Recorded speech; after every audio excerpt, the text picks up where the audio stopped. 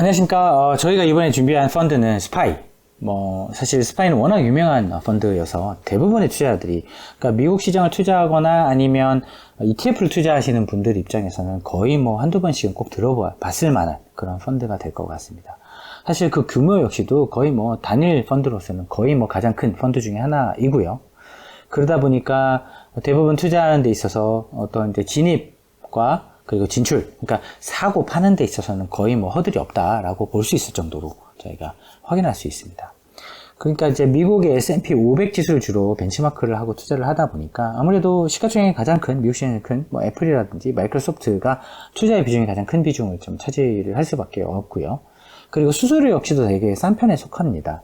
CPP, 그러니까 0.1%가 채 되지 않는 수수료를 하고 있는데, 그런데 그럼에도 불구하고 나머지 이제 경쟁 펀드들이 많이들 생기고 있습니다. 그러니까 VO라고 하는 뱅가드 그룹에서 이런 이제 펀드를 론칭하다 보니까 규모가 상당히 이 정도까지는 아니지만 거의 수준에 유지할 정도로 많이 가고요. 또 블랙락에서도 또 유사한 형태의 또 펀드를 내다 보니까 비용으로 경쟁을 하고 있습니다.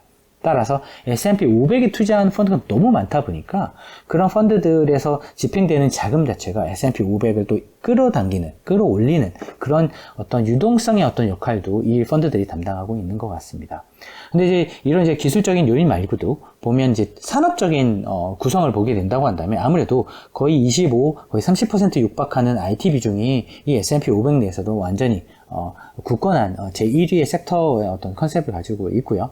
헬스케어라든지 금융 자체도 상당히 큽니다. 그러니까 요 한 세 가지만 하더라도 50에서 60%가 육박하고 있기 때문에 미국 시장을 이해하는 데 있어서 요 정도의 어떤 산업을 보고 투자하는 것도 꽤 좋은 전략일 수도 있습니다. 하지만 문제는 특정 섹터나 산업에 돈이 물리거나 특정 지역에 돈이 물리게 되면 항상 이제 좀 버블이 생기고 그 버블이 이제 망가졌을 때에 사실 이제 좀 재조정되는 시간이 필요하기 때문에 지금 현재의 어떤 미국 지수에 대한 글로벌 투자자들의 어떤 관심도가 버블인지 아닌지 혹은 너무 지금 열광하고 있는 것인지 이런 부분을 꼭 동시에 검토해 보면 좋을 것 같습니다.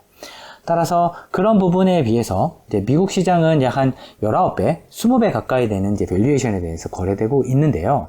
근데 문제는 이제 한 미래 이익에, 그러니까 올해 2023년 지금 4월, 5월 사이에 봤을 때 2023년 전체의 이익에 비해서 이 정도 프라이스 어닝이 이제 거의 19배 수준에서 거래되고 있기 때문에 싼 영역은 아니다.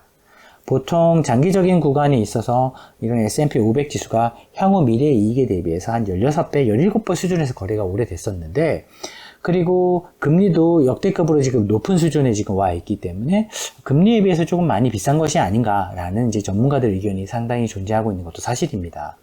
그렇지만 미국 주식시장이 가지고 있는 어떤 장점을 생각한다고 한다면 여전히 좀 비싸지만 살만하다라는 이제 의견이 조금 더 다수를 이루는 것 같고요.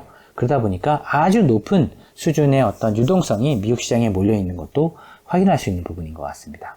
하지만 이제 배당 수익률 자체가 아무래도 조금 비싼 구간에 좀 접어들고 그리고 그러다 보니까 가격이 좀 비싸다 보니까 똑같은 현금을 그러니까 배당을 지급한다 하더라도 레이쇼, 비율 기준으로는 좀 낮게 보일 수밖에 없는 그런 상황이 되었습니다. 유럽이나 다른 여타의 선진국들이 배당 수익률이 약 2% 전후가 되거나 2% 좀 넘는 수준까지 올라온 것을 감안하게 된다고 한다면 배당 수익률 측면에서는 조금 매력적인 부분이 좀 없다라고 볼 수도 있는 부분인 것 같고요. 그러다 보니까 어떤 개별 기업의 어떤 부분이라든지 산업적인 부분이라든지 이런 밸류에이션 부분에 있어서는 분명히 S&P 500이 조금 더 지금 다른 지역에 비해서 인기가 있는 건 맞지만 확실히 그런 부분이 있다 보니까 좀 비싸고 그리고 배당수익이 좀 낮고 그리고 장기 투자하는 데 있어서도 장기 시계열 기준에 비했을 때도 조금 부담스러운 가격 수준일 수도 있겠다라고 생각하는 투자자들이 조금씩 늘어나고 있는 것 같습니다. 그러다 보니까 다른 선진국들에 대해 투자하고 있는 투자자들도 조금 더 증가하고 있는 추세인 것 같고요. 하지만 장기적인 S&P 500이 가지고 있는 장기적인 시계열 차트를 보게 된다고 한다면 아무래도 가장 좋았던 주식 지수 중에 하나였습니다. 하지만 어느 정도 이제 1년, 2년 사이에 만약에 경기의 어떤 부담이라든지 그리고 금리에 대한 부담 이런 것들 때문에 다른 지역에 비해서 조금 덜 매력적일 수도 있겠다라는 평가가 조금 더 올라오게 된다고 한다면 오히려 미국만 투자하는 것보다 다양하게 포트폴리오를 구성하는 것도 되게 좋은 방법이 될 수도 있는데 일단 현재 지금 가장 인기 있는 ETF는 아무래도 이 스파인 것 같습니다.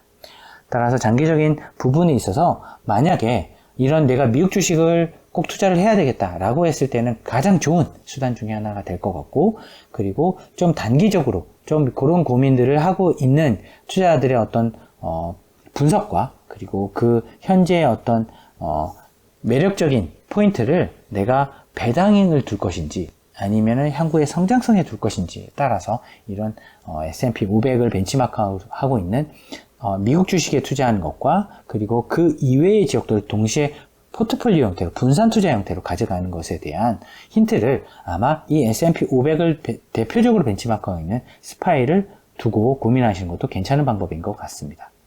따라서 저희는 이제 미국의 어떤 핵심적인 대형주 지수에 대해서 말씀을 드렸는데요.